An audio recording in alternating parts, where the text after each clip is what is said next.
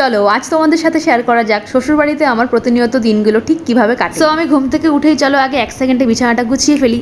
So এই দেখো বিছানাটা আমার সুন্দর করে ক্লিন করা হয়ে গেছে। দেন আমি একটু ব্যালকনির দরজাটাও খুলে দিলাম। অ্যান্ড ঘুম থেকে উঠেই আমার ফার্স্ট কাজ হচ্ছে আমার বিছানাটা প্লাস আমার ঘরটা সুন্দর করে পরিপাটি করে গুছিয়ে রাখা, কারণ ঘরটা সুন্দর গোছানো থাকলে আমার মনটাও বেশ ভালো লাগে। সো আমি এক এক করে আমাদের ড্রয়িং রুমেরও জানালাগুলো প্লাস ব্যালকনির দরজাটাও খুলে দিলাম। অ্যান্ড লুক হুজ হেয়ার, এদিকে আমাদের আয়ুষিও চলে এসছে। অ্যান্ড আমিও একটু ওকে সকাল সকাল চটকে নিলাম। দেন আমার ঘরের সমস্ত কাজ ঘর ঝাড় দেওয়া মোছা সমস্ত কমপ্লিট। এখন আমি ঝটপট স্নানটাও সেরে ফেললাম। স্নান করে এসেই আমার নিচে একটা জেরক্সের কাজ ছিল, তো সেটাও ঝটপট আমি করে দিলাম।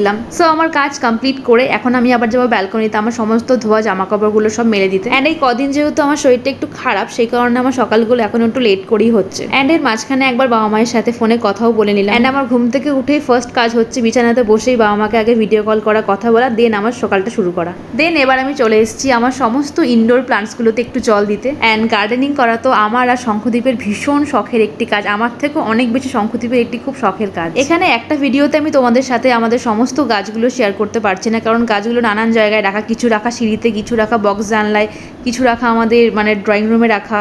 আস্তে আস্তে ধীরে ধীরে ব্লগের মাধ্যমে তোমাদের সাথে আমি সবটাই শেয়ার করার চেষ্টা করব। অ্যান্ড মাঝখানে আমি প্রায় ব্লগিং ছেড়েই দিয়েছিলাম, আবার আমাকে শঙ্খদ্বীপ অনেক মোটিভেট করায়, মোটিভেশন পেয়ে আমি আবার নতুন করে আমার জার্নিটা শুরু করছি। অ্যান্ড এইদিকে আজকে দুপুরে আমাদের একটা অনুষ্ঠান বাড়ির নেমন্তন্ন আছে, তো সেই কারণে আয়ুষও নিচ থেকে ঝটপট স্নান করে ফ্রেশ হয়ে রেডি হয়ে চলে এসেছে, এখন আমার জন্য অপেক্ষা করছে। অ্যান্ড লিটারালি এখানে এত গরম, ইউ কান্ট ইম্যাজিন, তো সেই কারণে আমি একটু হালকা সিম্পলি রেডি হয়ে নিলাম। সো এখন আমরা যাব নিচে মামনির অপেক্ষায়। সো মামনি এলে দেন আমরা বেরোবো। সো আমরা অনুষ্ঠান বাড়ি চলেও এলাম, এক্স্যাক্টলি পাশের বাড়িতেই। তো আমরা এসে একটু বসে দেন আমরা খেতে বসে পড়লাম। দেন আমরা খাওয়া দাওয়ার পর্ব সেরে একটা করে আইসক্রিম হাতে নিয়ে বাড়ি চলে এলাম। অ্যান্ড লিটারালি এতটাই গরম, আইসক্রিম হাতে দিতে দিতেই গলে যাচ্ছে।